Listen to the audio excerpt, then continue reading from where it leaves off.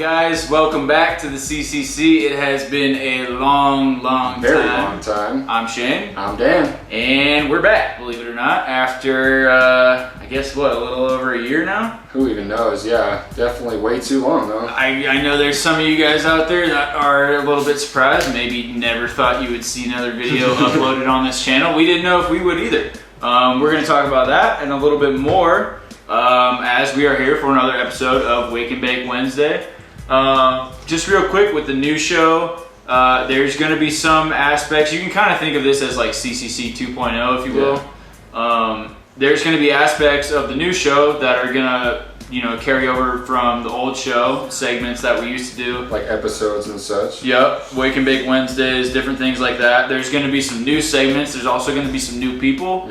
We're really stoked on this. Bottom line, we got a lot more content now. We kind of died out at the end there. Yeah. And we apologize for that. We've been gone a while, but we're really stoked. We got a lot of new content out here in Colorado and other states as well that we're really looking forward to. Some of this new stuff is ready now. Some of the stuff we're going to be dropping this month. Now that this is our first video being back, we thought about just doing like a kicking it welcome back session. We thought about doing a strain review, which we're probably going to do here next. But we figured we'd just start off with a Wake and Bake because that was always kind of the way that we stayed in touch with the viewers and kind of was the most interactive one. So, But the first question here actually does pretty much pertain to all that. It's what have you guys been doing since you stopped the show? We moved out to Colorado, as a lot of you guys know. About 2 years ago now? June of 2014. So a year and a half, I guess. Yeah. And it's been awesome. We originally got kind of a job offer out here that we came out to do. Since then, we've been working on a bunch of different things, consulting, helping out at a grow, doing a lot of different stuff that you guys, will hear about obviously more as things envelop here. This crush is sticky. What have you guys been doing though? Pretty much just enjoying, what Colorado has to offer. We both lived in Cali our whole entire lives, so it was a bit of a change for sure. Drastic. It's definitely cool out here. It's different. It's obviously, I don't know if more professional is exactly the right way to put it, but you're talking about the industry? The industry, yeah, but for lack of a better term, it's more professional. It's obviously it's more developed. I feel like more set up, more structured. You know Right. what I mean? As obviously Cali doesn't have fully legal weed yet. It's gonna be, if they, when they do legalize, they'll be X amount of years behind. You know what I mean? Yeah. But it definitely is cool to kind of be here at the forefront of the things that are going on in the marijuana industry. Obviously, everybody's looking at Colorado and Washington right now as they're kind of setting the examples for the rest of the states, and soon to be tons of other states to follow, Yeah, that's what we have a lot more knowledge on now too, is where this industry is going. But we'll get to all that later. Let's pretty much stick with these questions here. Number 2 is, that's what we are on, right? Are we doing number 2? Yeah. Okay. This is a simple, or no, I guess just kind of what we've been talking about to open here kind of goes along with these 2 questions. Well, we're rusty as fuck, so, whatever. Yeah, give us a break. This is our first video, and God knows how long. How's that shatter, though? That's fucking fire. Yeah. You got the Tahoe over here. You're rolling up some... This is some Cold Creek Kush right here. Cold Creek Kush. Yeah. It's a really good strain out here. It's a staple OG out here that you see a lot. Yeah, that's been one of the interesting things here too. I guess we'll ask the question so you guys know what the fuck we're talking about. Now that you've been in Colorado for a while now, how would you compare the quality of the product to the quality in Cali? The question comes from Hashboarder. Okay. And that's what I was going to say when you brought up Cold Creek, is it's interesting to see the strains that are popular out here. Right. There's strains out here that almost every shop grows. You see in every shop that I had never heard of in California. Yeah. Likewise, there's some strains that are everywhere in California that you can't find out here. Totally. You know what I mean? Like this Cold Creek, it reminds me almost of like a really bomb SFV, but like SFV you don't rarely ever see out here. So, it's like... But it's everywhere in LA. Right. You know what I mean? So a lot of that I think is pretty much the same weed being, everybody knows one thing is called something on the East Coast. Right. It's called something else in the Midwest. It's called something else. Like there's the 707 headband and the 303 headband out here. It's really all the same. I think. I mean, I don't know. I mean, obviously there's different cuts of different things, but it's just different to see. It's interesting to see the different trends that kind of go along with the different regions. Totally. You know what I mean? Yep. People out here are kind of just starting to catch up to the cookies and a lot of the OGs. I mean, not to say that OG and cookies haven't been out here for years, but it's just kind of starting to build the buzz around surface, it. Yeah, like it was in Cali. You know, when we left Cali, that's all anybody was talking about or smoking. You know what I mean? I will have to say though that like the Tangies are big out in Cali and shit, but the Lemon G when I came out here, I had never tried before. That shit's dank in oil form. The flower not so much, but and to me, again, that's like it's such a similar terpene profile, such a similar flavor. The buds, you know, can look really similar. So it's like, you know, it's like you come out here and you try it and it's like, okay, Lemon G, maybe I haven't tried that. That's awesome. So you smoke it, you try it, you're like, oh, this is cool. This reminds me of this from California. It may not be the exact same strain, but it's just interesting to see, you know, talking to people out here that be like, oh, you're from California, I've always wanted to try this. And I'm like, oh, well, you guys have, you know, this strain out here, which is basically the same thing, just a different name. Very you know similar terpene profile and all that. Yeah. But as far as the, you know, the quality goes, there's really good quality in both. It's a hell of a lot cheaper out here. It is a lot cheaper out here. Like, I don't know. We get some hookups here and there just because of what we do, but I would say I'd never pay over $150 an ounce out here for bomb-ass OG like this. Because you don't have to. I mean, there's some shops that are still charging $175, $200 an ounce. There's some shops that sell ounces for $200, but you can find bomb weed that I would consider top shelf Cali outdoor quality. Right. That would cost $300, $350, $400, $450 at some of the crazy boutique shops. Like fucking 60 and 8th. That's like before tax. It was crazy. But you could get it for $150 an ounce out here. So that has been awesome. There's obviously the age-old question of who has better weed, whether it's Cali versus Amsterdam, now Washington versus Colorado, Colorado versus California. Yeah. I mean, maybe we are a little bit biased because we were born and raised in California. I'd say we're less biased now, though. Since more informed. Maybe, I mean, kind of subconsciously biased. Maybe deep down we want to be like, oh yeah, Cali's the home of the best weed. We've been to Cali, we've been to Colorado now. I feel like we've been here long enough to make an accurate assessment of the quality out here. And Cali's still better. My thing is, there's just as good of growers in both places. There's just as good of strains. The weed can be just as good in both places. There's just more good weed in Cali. I think it has more to do with, oh my god, to the house. First play of the fucking game. We got the Bronco game playing. Sorry guys, we got the Broncos on behind you. I just watched DT take one to the house. Gotta be loving that. Niners are doing good this year. But I just think the climate has a lot to do with it. It is so dry out here. Your weed gets dry, your skin gets dry, your fucking sinuses get dry, especially if you're not from this area and you come here, especially from like a coastal area that has, you know, so much more moisture. I'm gonna have to steal a dab from you.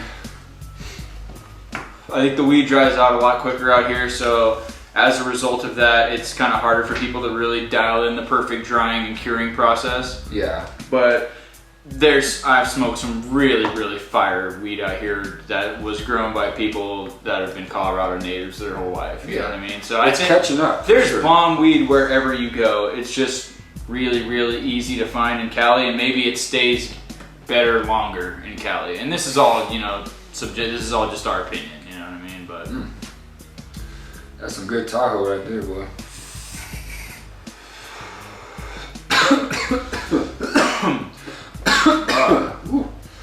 Yeah. I gotta say, it feels good to be doing this again. I forgot what it felt like. I didn't know if we would be doing it again. Dan was kind of alluding to it before, kind of just about why we, you know, I thought this first question when I wrote it down was why the show stopped, but it's what we've been doing since the show stopped. Basically, just to touch on it real quick, the reason that we stopped doing the show initially, we didn't really plan on quitting when we moved to Colorado. We just got really busy, and the videos that we were doing in California before we left, they just started to feel kind of stale, you know what I mean? Yeah. I think we got burnout on doing the videos because we did what, 400 or 500 CCC videos within the span of a couple of years, and then I went and did another 300 or 400 on Nuggetry, and then came back and we did, you know, a bunch more on the CCC there for another 9 months or so. And Yeah.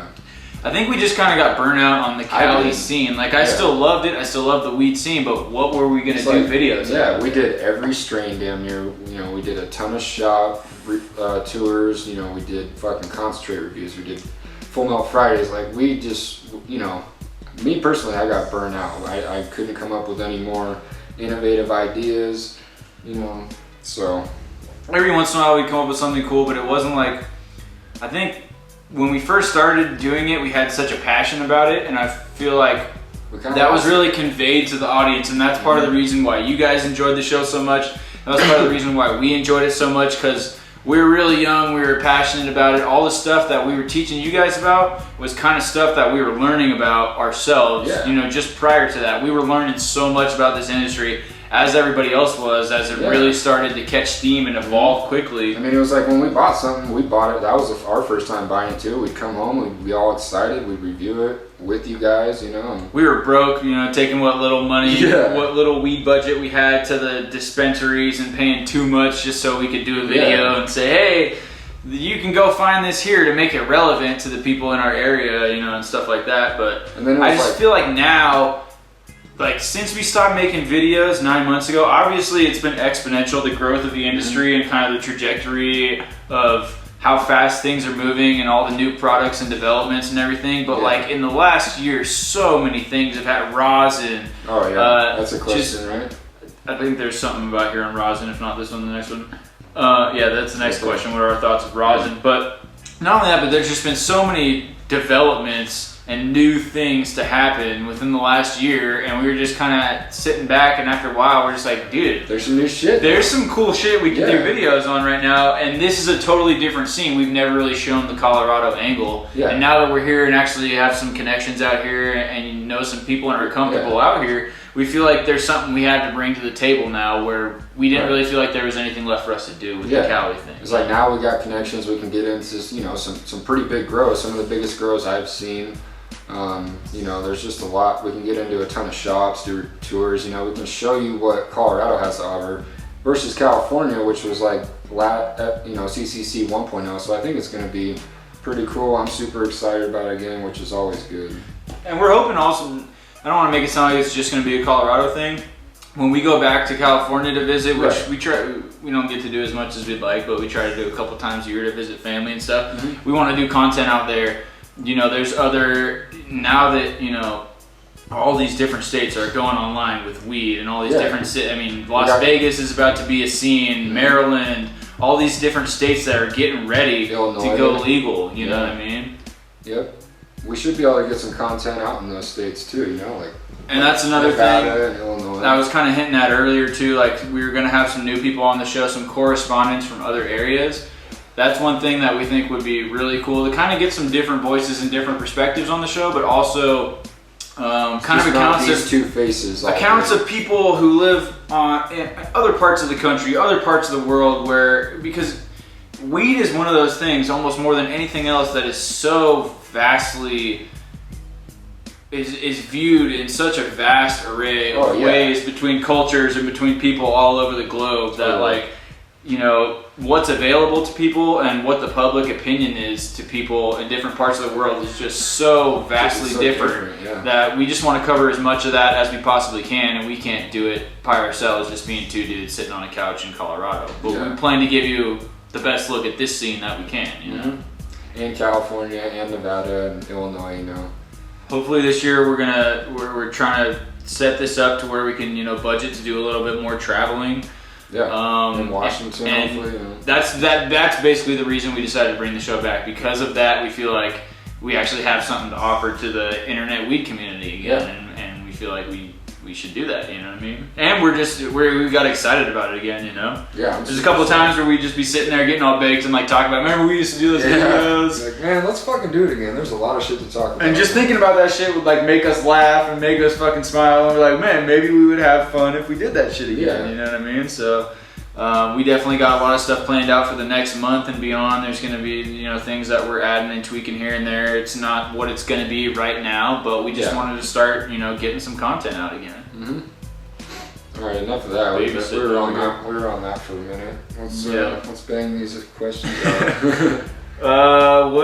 That's one thing we've already gotten a little rusty on is staying on track. Yeah. This question comes from my boy Johnny Flavors. Ooh, JF. What are you guys' thoughts on rosin? It's the new thing, man. It's definitely. It seems like every year or so there's a new product that comes out, whether it's a new type of extract, new, CBD, a new product to smoke with, an e-nail or a new vape pen or whatever it is.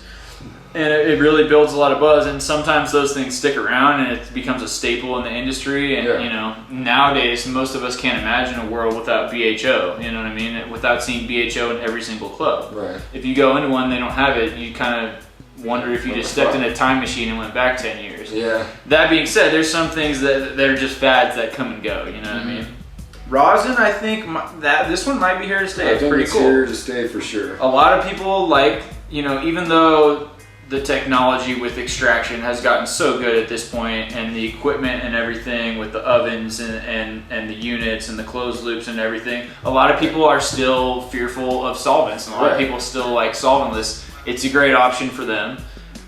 Heat pressing it, that's as clean as it gets, in my opinion. Yeah, I do think, especially if you have like one of the actual, rosin presses, if you've been messing around with it and know what you're doing, if you've actually been experimenting a little bit and can make good rosin, it's worthwhile. Now, if you're just taking a straightening iron and throwing some shitty bud in there and sizzling the fuck out of it and burn it, because you can extract it with heat and then you can burn it out. The first rosin I had tasted like burnt popcorn, and I fucking hated it. It was so gross. I was like, fuck rosin.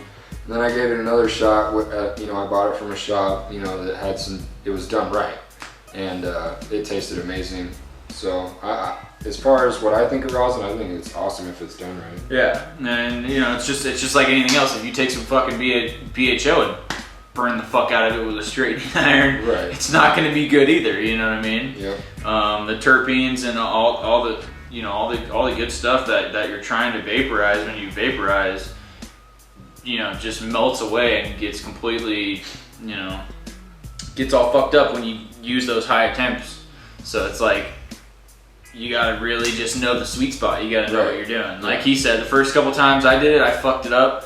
The last couple times it was a little better. The last time we did it, it was awesome. Yeah. You know what I mean? So it's it's cool. I don't know if I agree with the market for it. I think, only some stuff should be rosin. There's some stuff that you can squish in and you get awesome percentages, like you're doing a BHO run or something. And that's worth it, and you can do that, and it's cost effective, and then you can sell it in a club at 50 or 60 bucks a gram. But the reality is everybody's trying to charge 70 bucks, 80 bucks a gram for it. And when you look at it from that perspective, no, I don't think it's worth it. I can go get 2 grams of bomb nug run for 70 instead of go pay for 1 gram of fucking rosin. Of some rosin. That's probably bomb, but not spend it twice as much money bomb. You know what I mean? Yeah. This is a funny one. What's a terp? I hear you guys refer to terps all the time and had never heard that term before previously. From Cody MM8. A terp is a terpene. Yep. I mean, it gives it all the flavor. Terpene is... It's an oil. Yeah, it's an oily substance.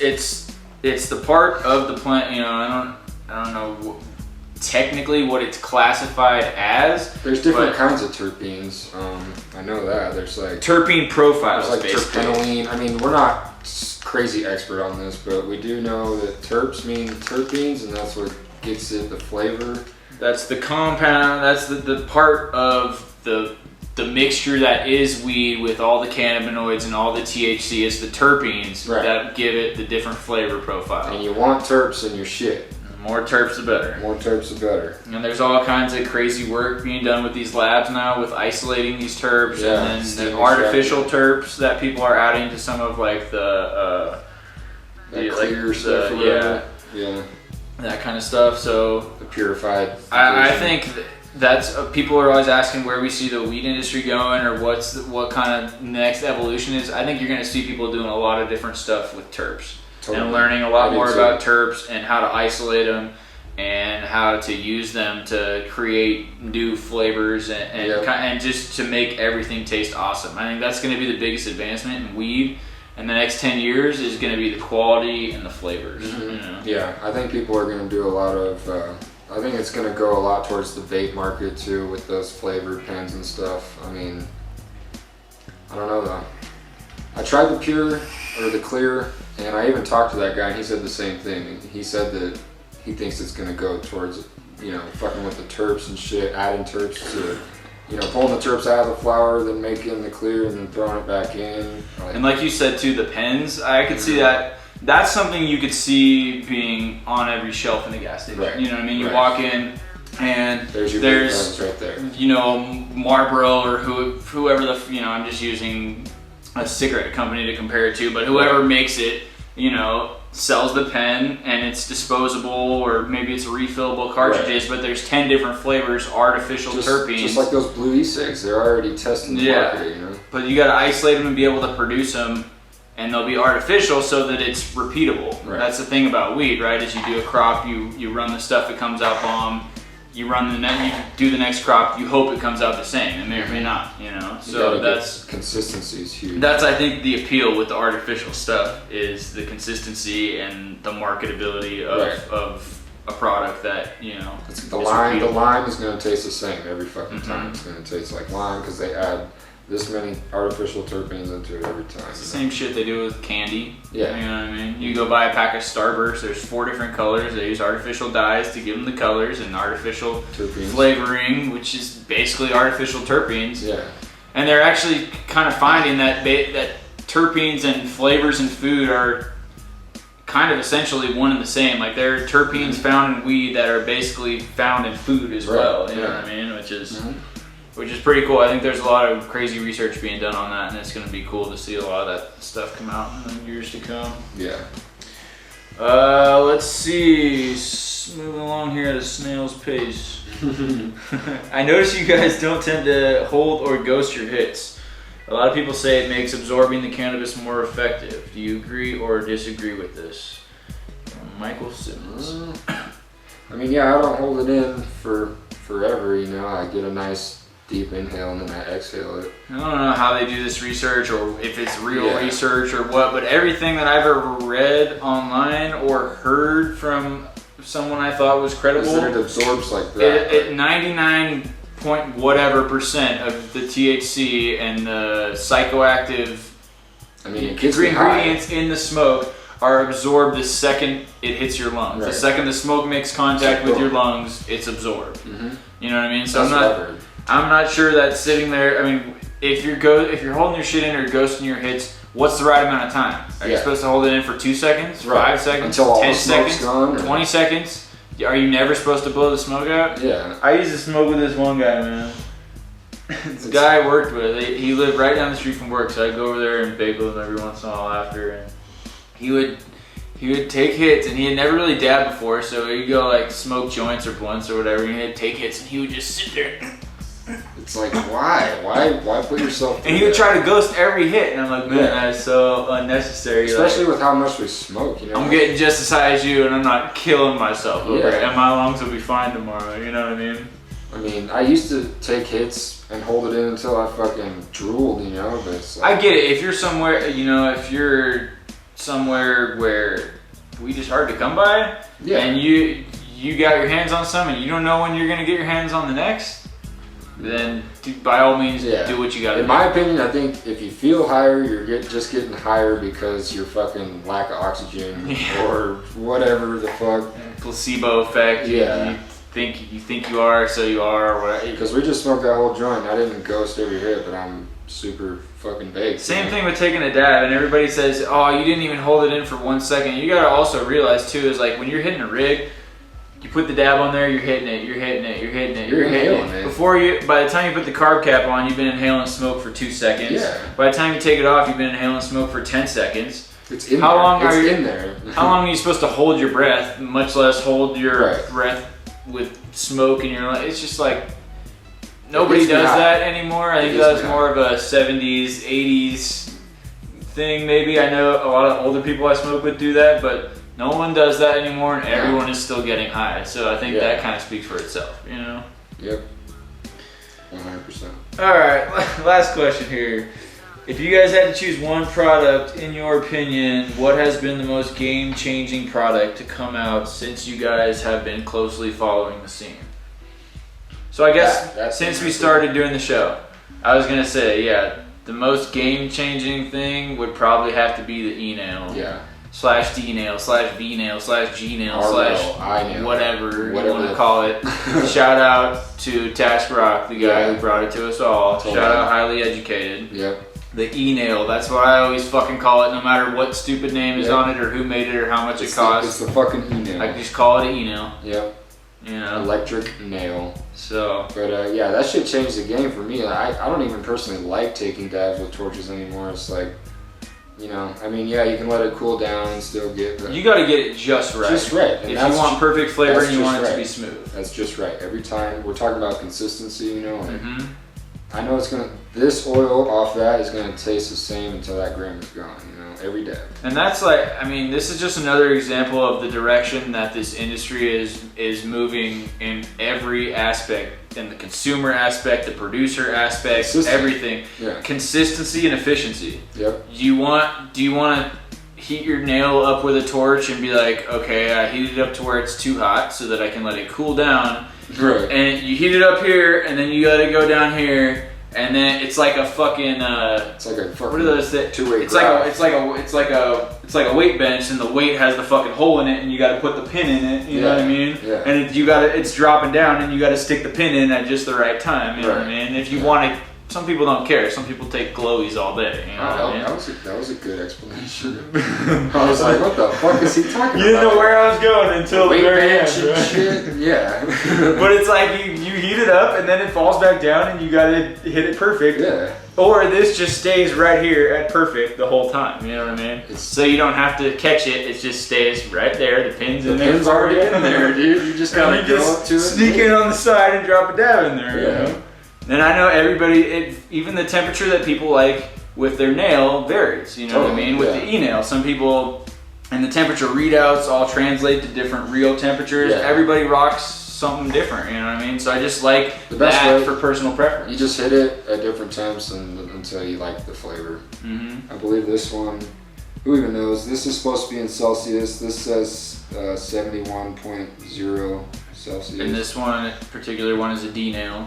So, but I mean, whatever 71 degrees Celsius is. The electric nail as a whole, you'd be hard pressed to find anything that has come into the market in the last 10 years that has really changed the game like this. Oil was already starting to blow up, but this thing really made it. It was the blow torch up. Tubes for a second, and then this came. Yep. And it was like boom. And once these became like commercially available and easy to get and affordable, now most people that smoke concentrates, even semi-regularly, they've invested in one of these, because if you're spending money on concentrates, you're definitely, gonna fork out a couple $100 to get one of these and get your money's worth out of them. So, yep. I think the e-nail. There's been so many, big things to kind of change the game or change the course of things over the last 5 or 6 years, but and I mean, it's there's multiple gains now too. It's like this obviously changed the consumer market, but if you're talking about like the production side, those Gavita lights have completely changed the game. With for growers. Those new, I don't even know what kind of spectrum they put out, but it's crazy. I've been under them. They put out crazy heat. And the spectrum's just super bright. As far as smokables, live resin, you didn't really hear about live resin before 2 or 3 years ago. Now rosin. There's just so many different things, you know what I mean? And that's what gets us excited about this shit. Is like, what's the next thing gonna be? Right. You know what I mean? What we see, you never expect what the next thing is gonna be. Yeah. You couldn't have asked us 3 years ago and been like, oh yeah, there's gonna be some, like Yoda, the rosin will come or some shit. Yeah, you know what I mean? Like, we don't know.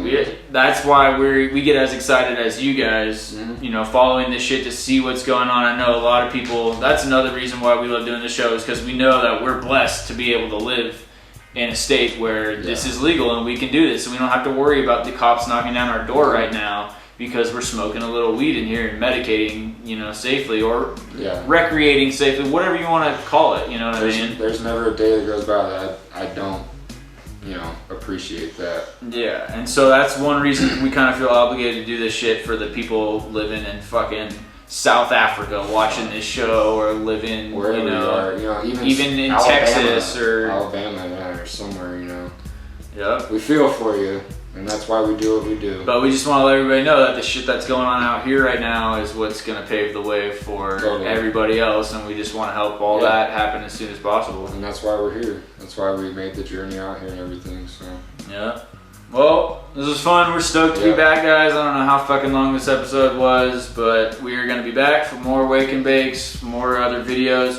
If you guys have questions for future Wake and Bakes, go on Instagram at the CCC420, and I usually do like a weekly post where I ask for questions, and then I just go read them off there because it's way easier than reading through the comments. If you don't want to go through all that BS, you can put it in the comment section right here. We may or may not see it.